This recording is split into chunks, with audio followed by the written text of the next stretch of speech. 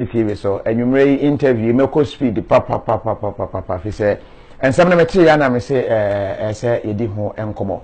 say ededifo ebe threaten say eniema wo mo akra be gu port wo mo be po dia cha ban de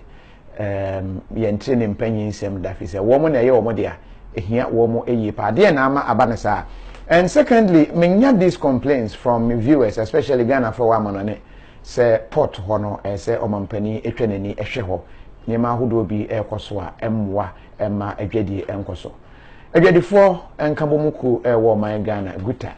na mensaka executive ewo fi ha mene wo mo ebabedi enkomo eda mensha sem femfiri so obo din na watch opposition starting from opania okura microphone. Kofi Medase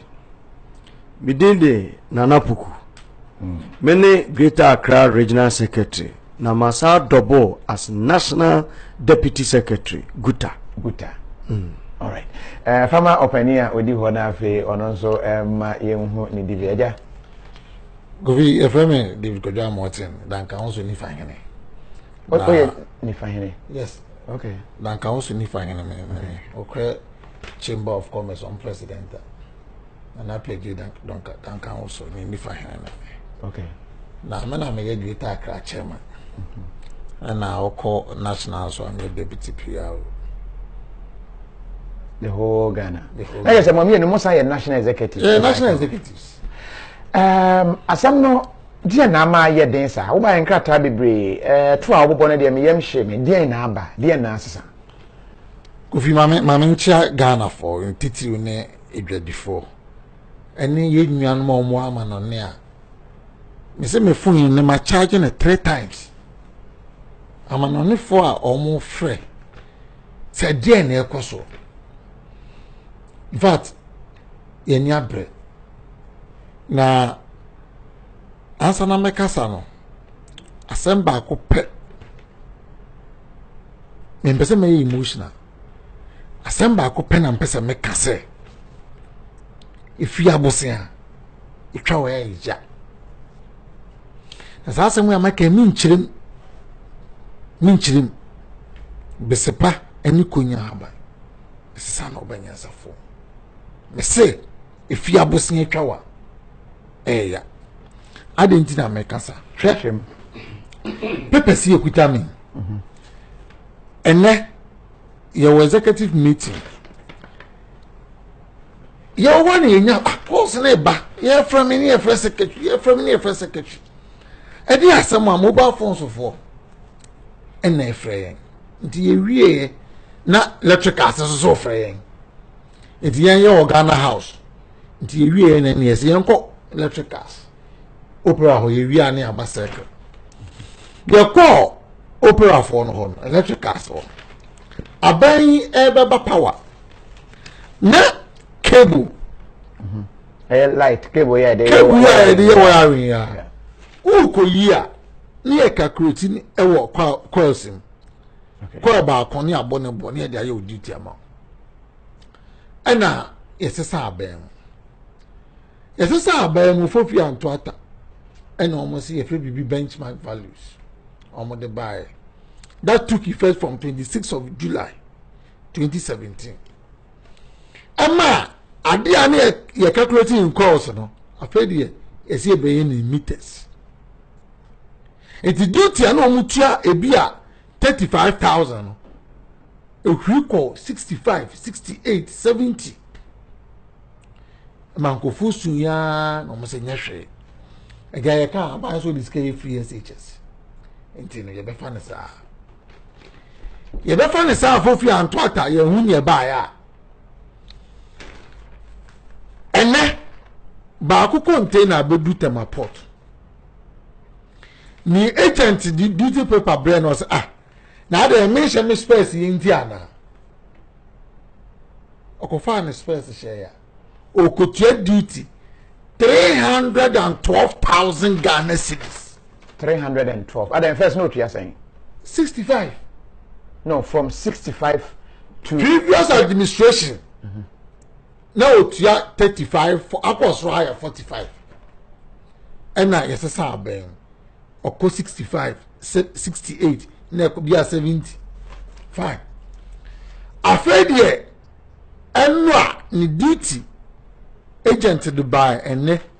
onkosha 312,000 Ghana cedis ayetete 3.12 billion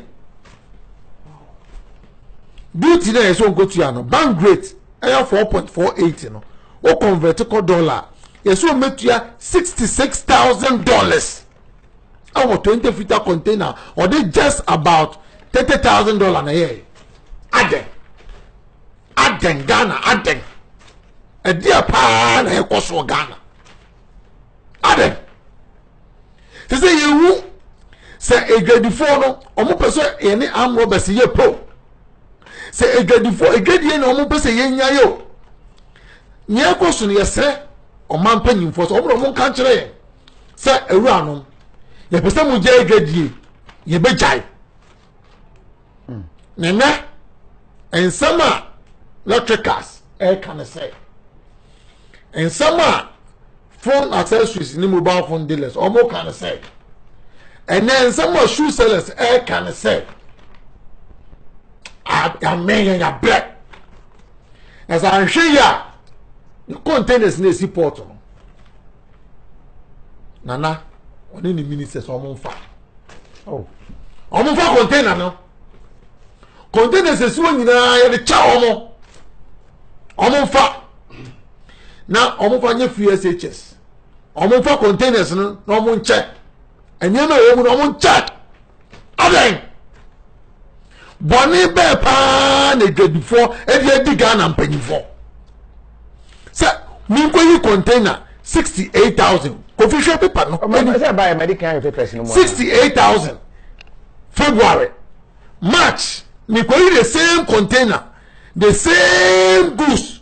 the same product, the same quantity, the same quality. Me bet you 188,000. Ade. She mobile phone dey. Yeah, I will hope. Kojo ba we do mama sorry ma. Kojo ba we do in his wisdom.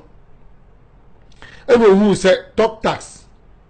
Eboboa actually so the duty but to mobile phone so eno yi VAT if you mobile phone so eno the talk tax buy enya ban we no oba no ofe bibi news and taxes so obo be ye free o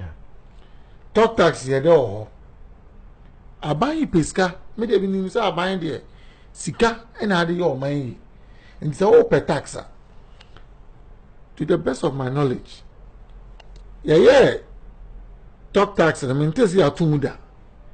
enti ade na nka ye yem pega sa tax ni mu kakra na o de VAT ekoto mobile phone so sabe kofi mi busa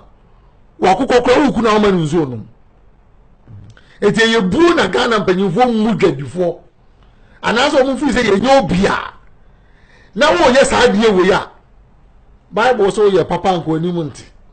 mo ntimi an first stakeholders an kan kire yen ntimi an first dwadifo an kan kire yen because mo nim nyamu yinti na bone ban ena Ghana dwadifo dia ya ban otisu ye busa na se bone ban na se ba so ma je secretary so asem na no eden edu sa level no se ahwe akwa mbe pomo ne ma e wo port de acha aban if you abosu ya twa wa ya ene emu kwadwo ban redu a wa free mu nyina ye kan na nwumre Kofi atefo me chia mu nyina adwadi 42 ene mu amowa ama no ne ankaja mo prepra mo ho saa na munya bibi kakra na nka mo de afa ne ma kakra na mo abeton ene mu nyina mo agyan efi se duty sem no ekumo ene yakamo kasa boa shamu yem efi se adwadifo ye kasa na extra ekobie bia anhwa na ye the party colors abasunson ye kom enso mitie me sha party bia tale me didi adwadie me fira adwadie me da adwadie me sore adwadie eno ana meye enye mo politics a mo ye no dane dan nyina Kofi what's mo obisa no edisa na me de beba ko so chairman de so se obi suo wo kohwe nko a ensuo enko ensuo no nkohwe owuo akanfo ene kansa asem no MPP aban adwadifo suo mu akohwe enkwa enya mumu suayen akohwe owuo mu gu yanima onyame fa wo nchamo mu ka da bia mu free a mu baye bia mu free a enne mu abetra ho mu ahihye coat abotai mu kai ebi sun platform ebu begumu ebi tonto wa japade esun se ye betimi aye na mo ba ya mu twitwi yesi by force amemo jaba eduba mo ye no yen ka se nye akukọ odinanu bonsuo mu a opega na ni ahwe nyame wa mene ne kakra we die musin suoni mu abadwadifuo nu na mu hwiegum ene nam ye winim adai sikanu a mu nyina mu sori anu mu akotra port ene obi a authority port na sikawo wadadifuo ho man mu no erifa ni enya ye sika firi a ye didi dwamo adwene ho pen adai enkosi da ban ana Ghana de ye betimi atrase da kropa e beka se oh afa de eye adai media ye kasa na mu fi se ye ya politics a muni munya mentem na mom ye de ye beka mu fi se mu awie efom nya mumra dom na mumna mere de yekoso na mema me na kansa asemwe o se ewodo ebeba mo ani no ba wu so no na seye wie so muni mu a wo gu agadie na mu gu agadie na mu koso ayire agadifuo komu no mu fi sa yen sika no yen ye tuana Ghana for na edimo ba se mo meboa yen ame ehon tomu no wo mu ne edi begu wo mo so nti mo so mo nyire mo na mo nye ani sai ya no ani sai na amene e wo man mu Kofi